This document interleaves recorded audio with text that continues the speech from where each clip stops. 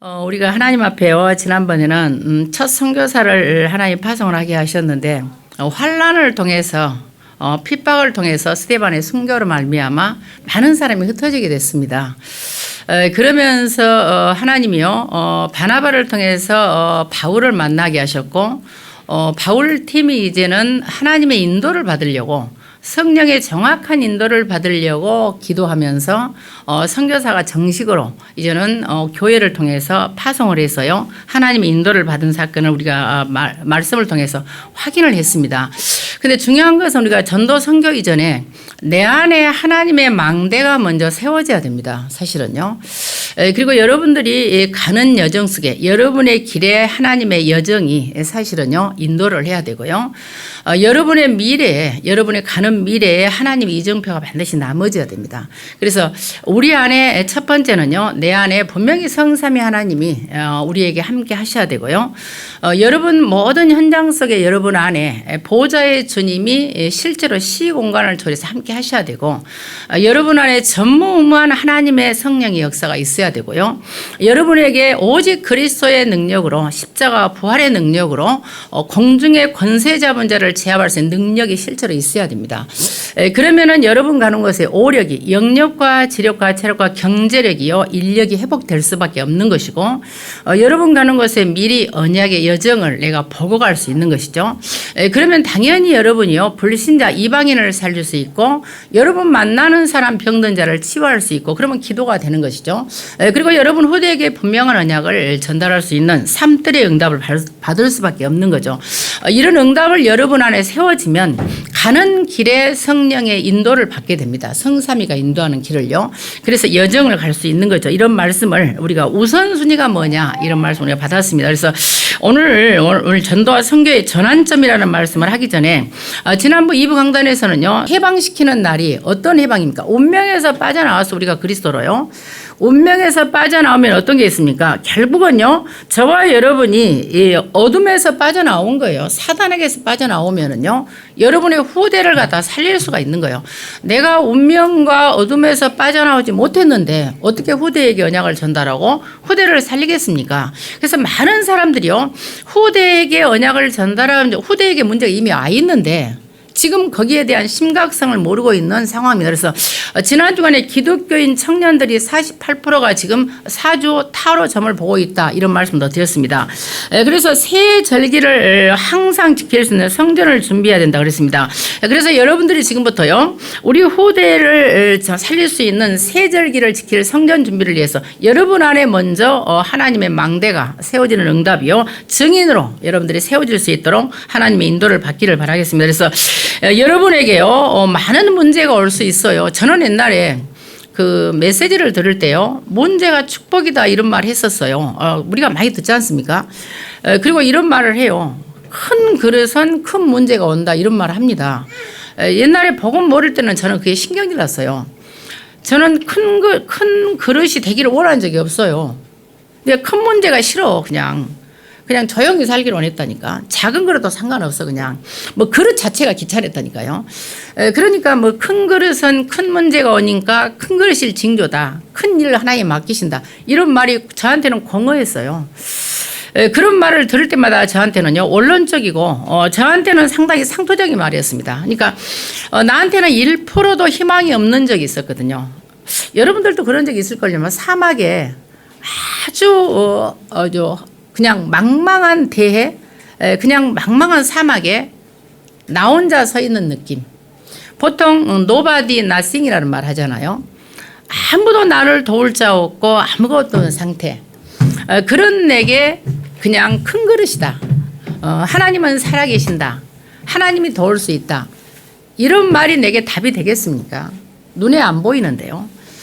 그리고 많은 사람들은 조건이 있고 상황이 되고 환경도 있고 좋은 부모님이 돼서 좋은 환경인데 저 같은 거는 아무것도 없는데 무엇을 가지고 미래 희망을 꿈겠습니까? 꿈이라는 것 자체가 없는데요. 한참 뭐 수저론이 등장했잖아요. 뭐 금수저, 은수저, 막 흙수저 이런 말. 여러분들은 무슨 수저인지 모르겠지만 저는 수저 자체가 아니야. 그냥 수저는 형태라도 있잖아. 저는 그냥 흙이야. 흙 자체. 여러분들이 흙수저나 되잖아요. 저는 흙이라니까 그냥. 근데 어느 날 알았어요. 복음을 알고 나니까 저는 흙수저, 은수저, 그냥 금수저도 아니고 신수저더라니까. 제가 하나님의 신을 가진 하나님의 수저더라니까. 그래서 제가 어느 날 희망이 생겼어요. 그리스도 안에서 내가 신수저구나.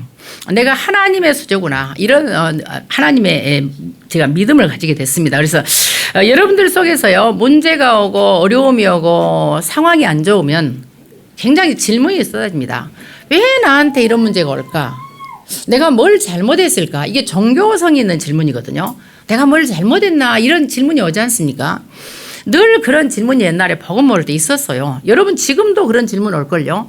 어려움이 오면 내가 뭐 잘못했나? 이런 이게 지금 종교적인 질문입니다. 뭘 잘못해서가 아니라요. 결국은 전도와 선교를 놓친 겁니다. 에스겔서 5장 5절에 보시면 하나님께서 이스라엘을 이방인 가운데 뒀습니다. 왜요? 전도와 선교를 위해서 이방인 가운데 뒀는데 전도 선교를 놓치니까 모든 이방인이 이스라엘을 공격합니다. 꼭 기억하셔야 돼요. 그렇게 전도 선교를 놓고 기도하고 전도 선교를 위해서 살려고 하는데 결국은 우리는 의식주밖에 모르잖아요. 지금도 그렇지 않습니까? 우리가 솔직히 하나님 앞에 생각할 때 내게 있는 모든 문제는 결국 의식주 때문에 고민 오잖아요. 여러분이 전도 때문에 선교 때문에 고민하지 않거든요. 그게 가장 큰 문제라는 거죠. 여러분의 고통과 여러분의 눈물과 여러분의 근심이 신령한 근심이 아닌 거예요. 결국은 건강 문제, 자녀 문제, 경제 문제인 거예요. 거기에서 모든 문제가 오는데 사람들은 그냥 다른 근심과 걱정인데 하나님이 원하는 근심, 걱정이 아닌 거죠. 그래서 오늘 우리가요, 여러분의 인생에서 문이 막히고 길이 막히고 여러분의 고난과 역경의 원인이 여러분에게 무엇인가를 지금부터 발견하는 눈이 있기를 바라겠습니다. 여러분들 운전을 하다 보면은 제가 고창을 가다 보니까요, 고창에 굉장히 터널이 길어요. 굉장히 길더라고요. 근데 그 고창 터널을 가다 제가 느낀 적이 한 번 있습니다. 우리가 터널을 가다 보면은 뭘 해야 됩니까? 터널은 공기가 안 좋잖아요. 그러니까 반드시 뭘 해야 돼요? 문을 열면 안 돼요. 그럼 우리가 인생에서 터널을 지날 때는 모든 걸 차단해야 돼요. 목표를 향해서 문을 닫아야 돼요. 세상의 소리로부터 나를 차단하고 보좌만 바라봐야 돼요. 터널을 두 번째로 갈 때는 뭐 해야 됩니까? 반드시 헤드라이트를 켜야 돼요. 오직 그리스도의 빛을 켜야 돼요. 파수꾼이 돼야 돼요. 다른 길이 없잖아요. 터널을 지날 때는 뭐 해야 됩니까? 좌로나 우로나 치우치면 안 돼요. 중앙선을 넘어서도 안 되잖아요. 벌금 낸다니까. 아시잖아요. 터널을 지날 때는 절대로 중간에 멈춰서는 안 됩니다. 이게 신앙생활과 똑같아요. 인생의 길을 지날 때 터널을 지나가요. 광야를요. 그러면 터널 지날 생각을 하세요. 여러분의 신앙생활도 마찬가지입니다. 우리의 신앙생활에 반드시 갈 때요. 좌로나 우로나 치우쳐도 안 되고 중간에 멈춰도 안 되고 우리는 가는 길에 빛을 비추면 되는데 그걸 못하는 거예요. 여러분들이 중간에 가서 우리가 캠프를 한다 할 때 빛을 비추는 건데요. 그 사람이 영접 안 해도 괜찮아요. 일단 내가 빛을 바라면 돼요. 스스로한테도 빛을 바라면 되는 거예요. 근데 한 번도 일주일간 빛을 안 바라잖아요. 여러분들 스스로 일주일간요. 전도 선교를 위해서 지난 시간에요. 최초로 첫 선교사 파송을 했다 했잖아요. 그럼 여러분들이 지난 주간에 뭘 했는가 스스로 생각해 보세요. 내 마음이 우울하고 어두웠어요. 그 원인이 어디에 있는가? 결국은 전도 선교를 놓친 겁니다. 그래서 오늘부터 여러분들이요 전환점을 삼는 축복이 여러분들이 있기를 바라고 이런 전도와 선교를 놓치고 여러분들이 어려울 때 설치거나 엉뚱한 짓을 해버리면 돌아옵니다. 많은 시간을 소비하게 됩니다. 그래서 지금부터 여러분들이요 여러분들 가는 길은 어차피 넘어서고 사실은 통과해야 될 거는 많아요. 그러나 목표점은 변치 않습니다. 우리가 가야 될 방향은 정확하게 하나님의 목표는 변치 않기 때문에 지금부터 우리 생각으로는 끝난 것 같지만 하나님은 시작하지 않았어요. 인간의 생각은요, 변한 끝이지만 하나님은 새로운 시작을 한다는 사실을 기억을 하셔서 하나님 앞에 여러분들이 새로운 응답을 받는 축복을 지금부터 기도하는 축복이 여러분들 있기를 바라겠습니다. 본론입니다. 사도행전 16장 6절과 10절을 보시면 지금 전도 선교의 전환점에 관한 메시지를 지금 하고 계세요. 거기 앞에 보면 사도행전 15장 36절 한번 봐보세요. 바울이 지금 바나바한테 말을 해요. 뭐라고 말하냐면 우리가 주의 말씀을 전한 각 성으로 다시 가서 형제들에게 형제들이 어떠한가 방문하자는 말을 합니다. 그 말은 무슨 말이냐면 1차 전도 여행을 갔다 와서 2차 전도 여행을 뭘 하려고 하냐.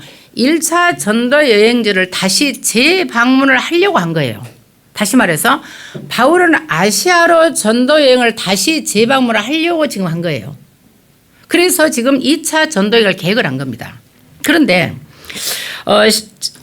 16장 9절을 보시면은요, 하나님께서 성령이, 예수의 영이, 하나님의 영이 문마니까 성삼위 하나님이 막아버립니다. 허락을 하지 않아요. 이상하죠? 바울은 순수하게 지금 1차 전도여행에서 전도 캠프 했던 데를 다시 방문하려고 계획을 세운 거예요. 여러분들이요, 성령의 인도를 받으면서 기도하는 중에 여러분 나름대로 계획이 있을 거예요. 이번에는 이렇게 하겠다. 잠언 16장 9절에는 이런 말씀이 있습니다. 사람이 마음으로 자기의 길을 계획을 할지라도 그 길을 인도하시는 분은 여호와십니다. 여러분들 나름대로 계획을 많이 세워요. 저는 어느 날부터요, 계획이라는 게 없어지더라고요. 제가 할 수 있는 게 하나도 없더라고요. 내가 계획된 것이 한 개도 된 것이 없어요. 어떻게 보면 무능한 것 같아요. 제가 게으른 것 같고. 근데 내가 계획한 것이 한 개도 제대로 된 거 없는데 제가 뭘 하겠습니까? 그래서 할 수 있는 게 기도라니까요. 그래서 여러분들이 지금 살아가는 곳에 기도가 안 된다고 한다면 여러분들은 자기 것이 나와요. 내 계획이 나와요. 내 생각이 나와요. 그러면 실패하는 거예요. 그래서 오늘 바울이 지금요, 나름대로 계획을 세운다니까요. 근데 아시아로 가려고 했는데 안 되잖아요. 그래서 아시아로 가려고 지금 가고 계획을 세우고 기도했는데 기도하는 중에 뭐 합니까? 마게도냐 사람이 지금 우리를 와서 도우라고 합니다. 여러분 기도하지 않으면 이걸 들을 수 없어요. 마게도냐 사람이 우리를 와서 도우라는 말이 보에데 쏜이 나와요. 제가 한번 이런 말을 한 적이 있어요.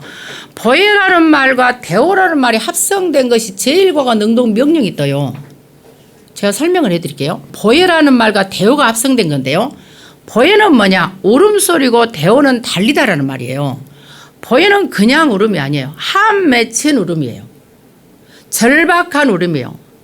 죽기 직전에 나를 도와달라는 울음이에요. 달려오면서.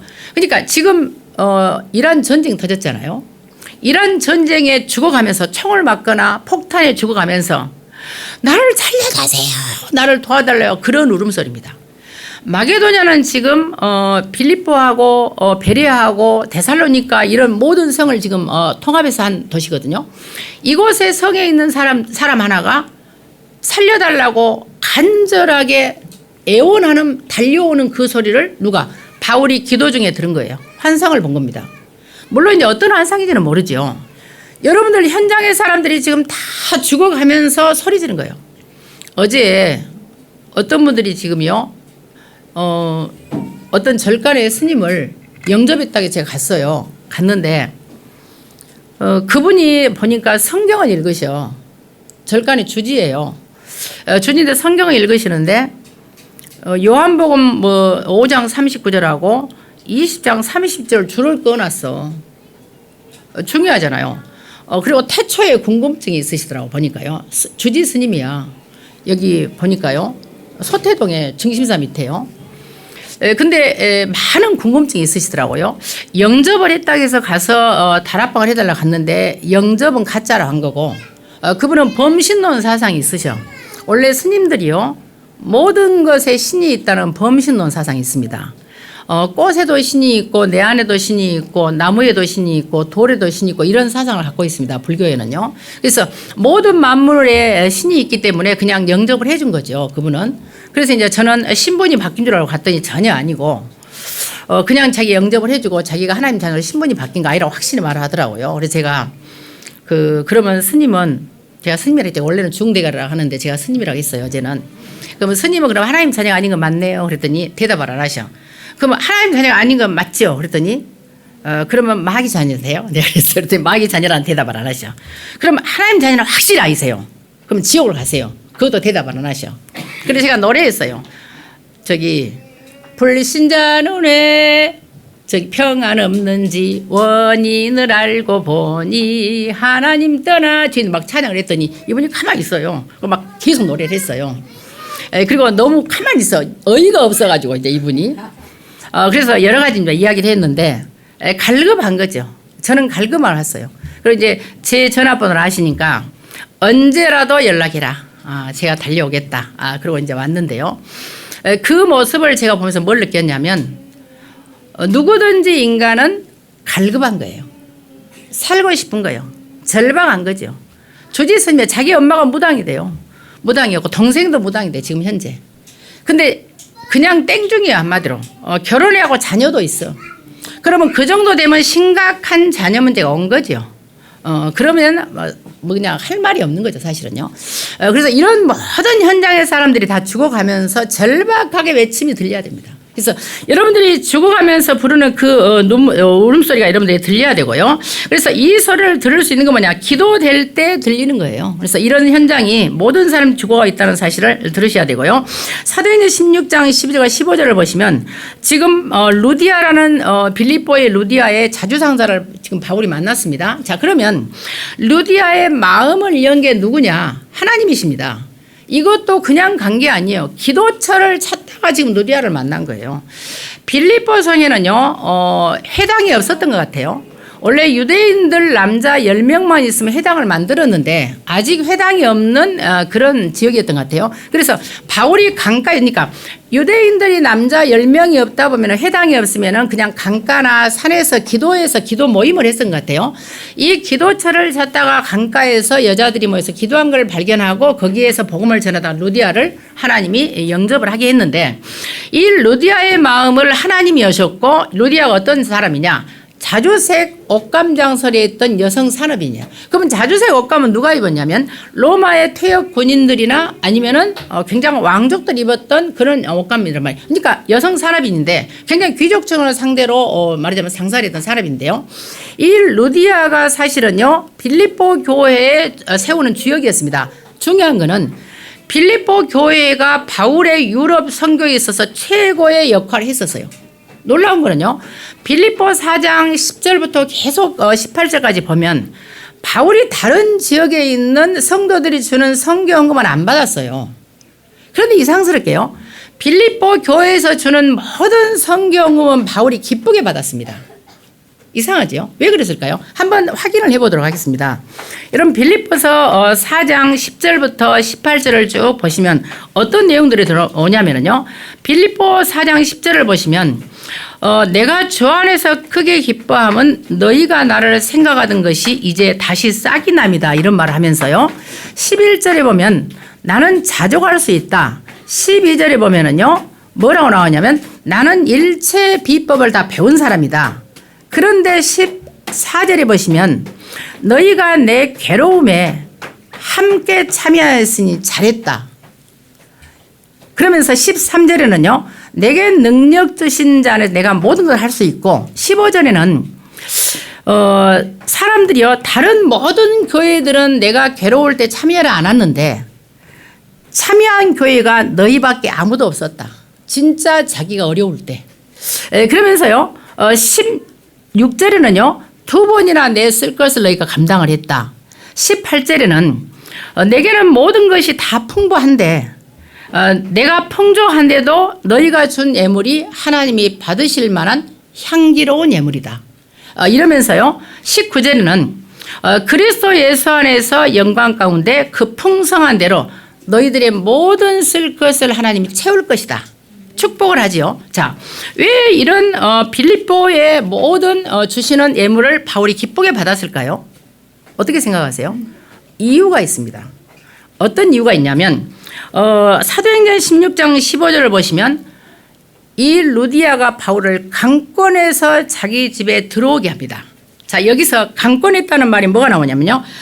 파라비아조마이의 제1과거 중간태가 나옵니다. 이게 굉장히 중요한 말입니다. 자, 중간태라는 건 제가 말했죠. 단번에 자기가 한 행동에 대한 결과가 내게로 되돌아오는 부메랑 효과입니다. 무슨 말입니까? 루디아는 그리스도를 알고 나서 두 가지를 알았던 거예요. 로마서 15장 27절과 고린도전서 9장 11절을 알았어요. 뭘 알았냐? 영적인 것을 전달받은 자는 주의 종에게 육신적인 것을 공급하는 것이 당연하다는 사실을 알았던 거예요. 무슨 말입니까? 내가 영적인 복음을 내가 받았으니까 주의 종을 위해서 육신의 것을 공급하는 것이 지극히 당연한 사실을 알았기 때문에 중간대로 내가 복을 받을 것이라는 사실을 너무 확실히 알았기 때문에 당연하게 강권해서 강제로 자기 집에 바울을 청한 거예요. 집도 절도 없었잖아요, 바울이요. 그런 바울을 자기 집에 들여서 빌립보 교회가 되도록 한 겁니다. 그러니까 바울이 아무나 주는 말하자면 성경을 받은 사람이 아니잖아요. 주의 종들이요. 받을 만한 예물을 받아요. 받을 수 없는 예물을 안 받습니다. 믿음도 없이 주의 종을요. 뭔가 모르게 그 동기와 계산을 가지고 주는 돈은 안 받습니다. 여러분들이 옛날에 아는 집사님 하나 있죠, 우리 교회에. 여러분들 뭐 아는 사람 알고 모르는 사람 모르는데요. 저희 교회로 와가지고 2달 만에 저한테 1,000만 원을 가져왔어요. 내가 이름은 말 안 할게요. 1,000만 원을 가져왔는데 이번에 그분이 또 어디서 사기를 쳤더라고. 얼마 전에 전화가 왔어요. 얼마 전에 전화가 와서 누가 이래서 그 사람 이름이 뭐예요? 그랬더니 누구라고 해서 절대로 받지 마세요. 내가 그랬어요. 이번에 또 얼마 전이야. 몇 주 됐는데요. 지금도 사기를 치고 다니더라고. 1,000만 원을 가져왔어요. 그런데 받기가 싫은 거예요, 제가. 그래서 이 돈을 왜 가져왔어요? 그랬더니 자, 1,000만 원을 저를 줄 게 아니고 헌금을 하면 되잖아요. 그렇죠? 근데 왜 저를 돈을 줍니까? 그래서 왜 나한테 돈을 주세요? 그랬더니 그냥 헌금을 하세요. 그랬어요. 그랬더니 그냥 대출을 해서 왔대요.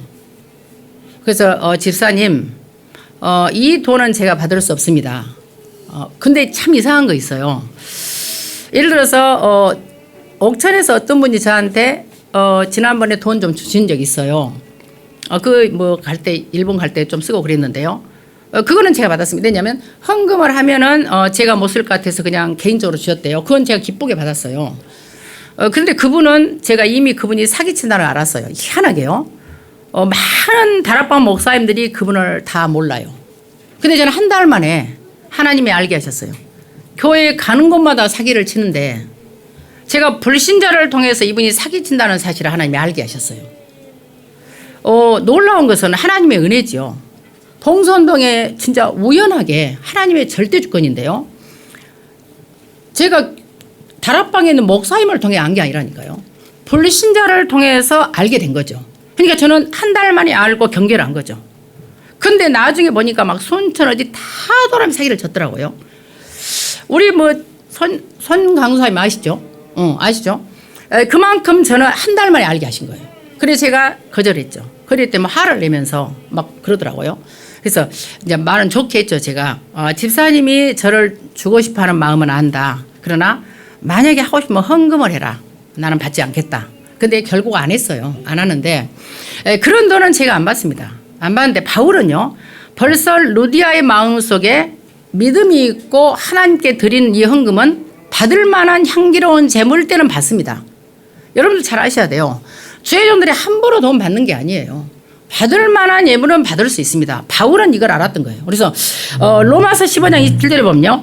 영적인 것을 나눠 가졌으면 육적인 것으로 하나님의 정도를 섬기는 것이 마땅한 줄을 루디아가 알았던 거예요. 고린도전서 9장 11절에는요.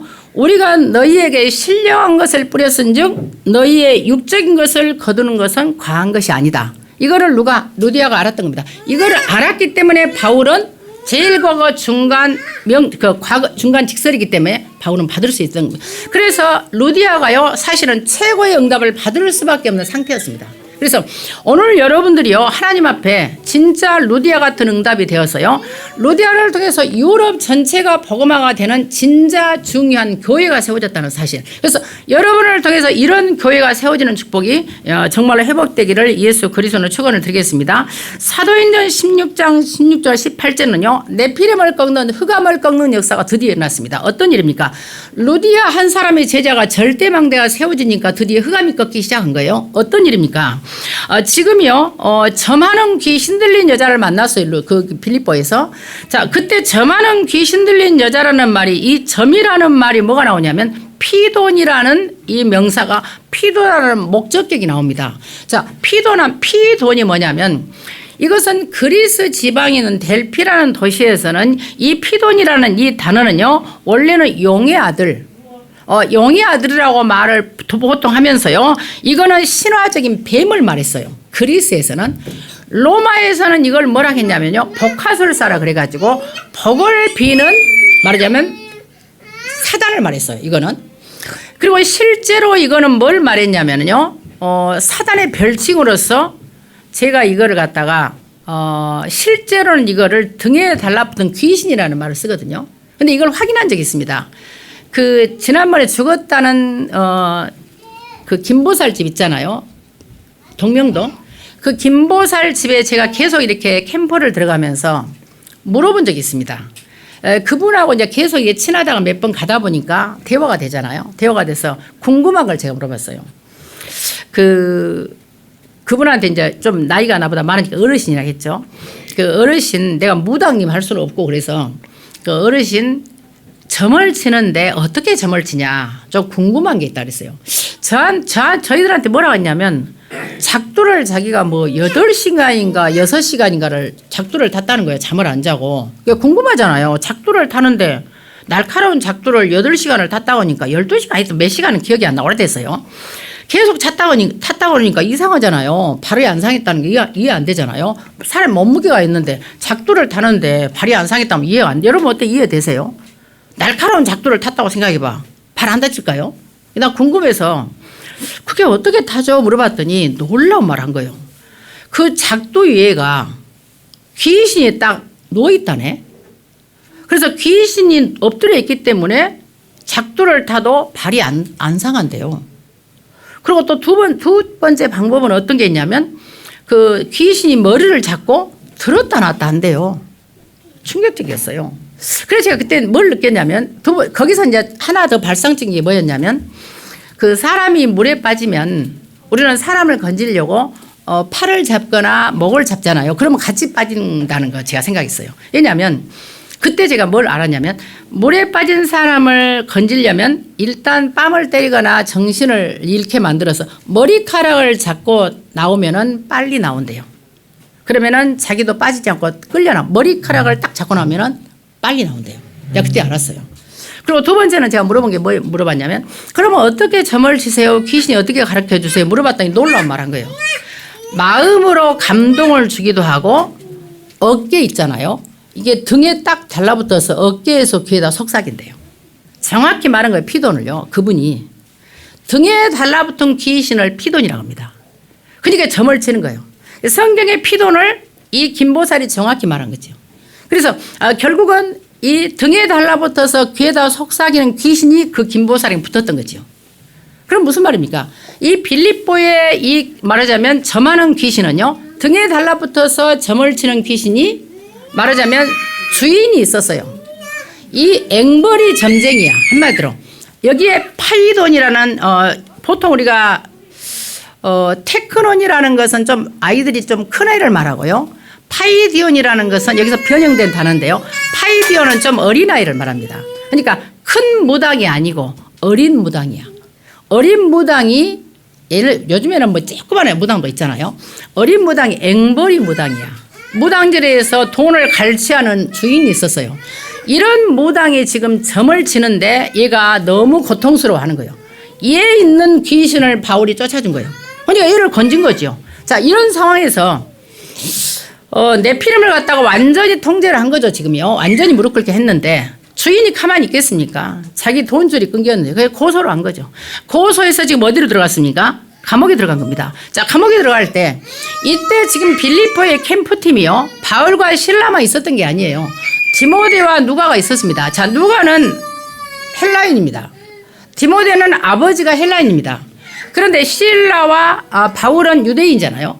그런데 놀랍게도 거기요, 사도행전 16장 37절을 보시면 바울이 이렇게 말합니다. 로마 사람인 우리라는 표현을 해요. 무슨 말입니까? 바울과 실라는 유대인이었지만 로마 시민권자였다는 사실입니다. 그래서 유대인이니까 두 사람을 감옥에 집어넣었는데 공교롭게 두 사람은 로마 시민권자였어요.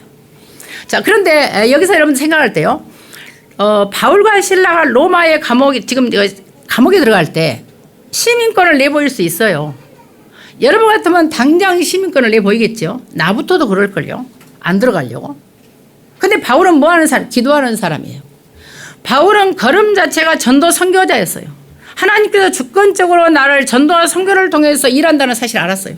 그러니까 로마 시민권자를 내보이기 이전에 하나님의 역사와 하나님의 인도를 받으려고, 성령의 인도를 받으려고 시민권을 안 보인 거예요. 많이 맞잖아요. 많이 맞고 지금 들어가잖아요. 여러분 같으면 얼마나 맞았던지 사람들이 죽이려고 하니까요, 군중들이 로마 군인이요, 군중들로부터 떠매가지고 들고 들어가잖아요. 그런 상황에서 여러분 같으면 어때요? 시민권 안 보이겠어요? 이게 바로 전도자입니다. 전도자는 죽기 직전에도 성령의 인도를 받는 거예요. 인본주의를 쓰는 게 아닙니다. 그래서 결국은요, 바울이 거기서 찬양을 하는데, 제가 어제 가가지고 엄청 절간에 성화사인가 용화사더라고요. 소태동에 찬양을 겁나게 해버렸습니다. 그냥 가서요. 거기 찬양하는데 중이 그 주지가 어안이 벙벙이하고 말을 못 해버리더라고. 찬양을 겁나 해버렸더니 그냥 아예 크게 해버렸어 그냥. 그런데 찬양할 때 흑암이 떠날 거라고 저는 확신을 합니다. 확신을 하는데요.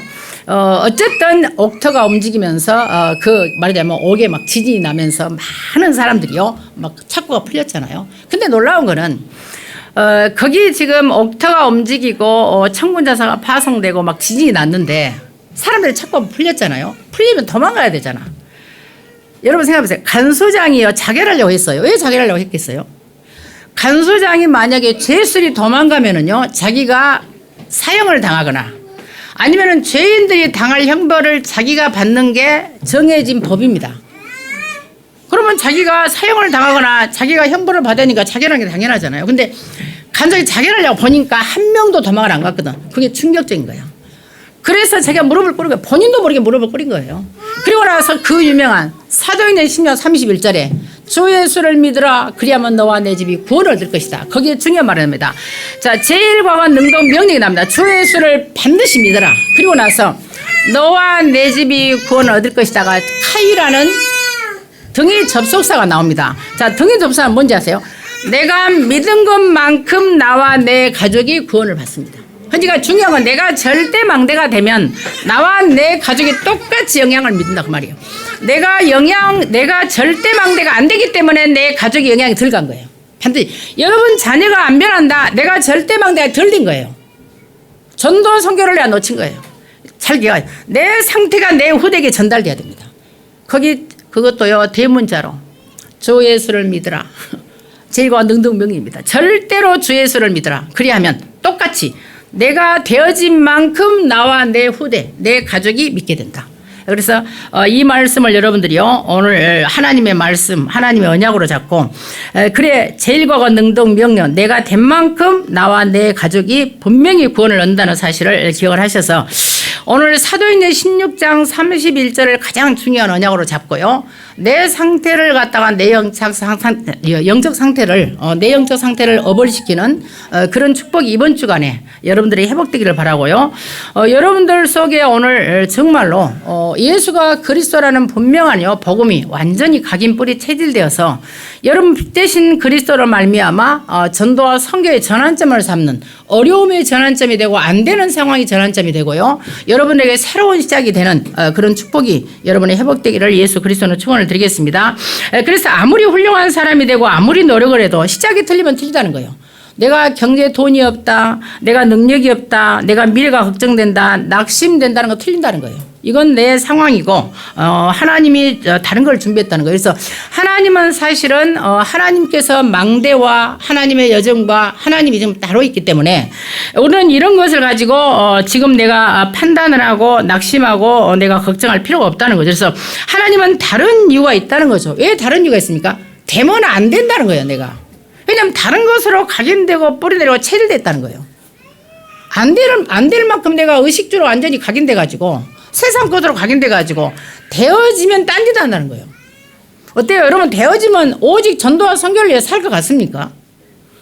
세상으로 또 간다니까요. 그래서 하나님은요, 안 될 수밖에 없는 이유가 있다는 겁니다. 그래서 더 중요한 이유는 뭐냐? 사단이 준 망대로 여정으로 이정표로 각인됐다는 거예요. 그리고 교회에도요, 사단이 준 거 있다는 거예요. 특별히 의식주로 다 안전히 내가 다 각인 뿌리 쳐질 때 오직 먹고 사는 일밖에 관심이 없어요. 그래서 안 된다는 거예요. 그래서요, 지금부터 중직자 산업에는요, 반드시 중요한 거 있습니다. 기도의 망대를 세우라는 겁니다.